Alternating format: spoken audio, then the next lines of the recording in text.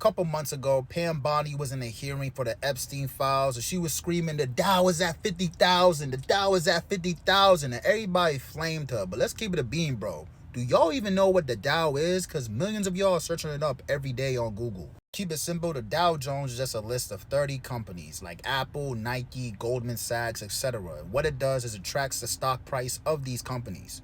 That's it. That's literally all to it. When the news says the stock market is up or the stock market is crashed, it's usually talking about the Dow. It's been around for hundreds of years. It's the favorite stock your uncle be talking about, and it's the favorite stock these politicians be talking about. Here's the problem. Since the Dow is only representing 30 companies, it is not an accurate representation of how the economy is looking. Essentially, judging how the economy is doing using the Dow is like judging the NBA off of one starting lineup, like the Warriors or whoever y'all jack. It's not worth it. It doesn't make sense. Meanwhile, there's other index funds such as the S&P 500 that tracks the top 500 companies in the country. That could be a better indicator of the economy. Besides the Dow Jones, here's 3 things you should actually watch to dictate how the stock market is performing. Let's talk about it. Number 1, I already said, the S&P 500. This one I already mentioned. This is your real market snapshot since it captures the top 500 companies across all sectors. You're getting the full review of how the market is doing. Number 2 is what the Fed says about interest rates. What the Fed says about interest rates could affect you specifically when it comes to your credit card interest rates, your auto loan interest rates, etc.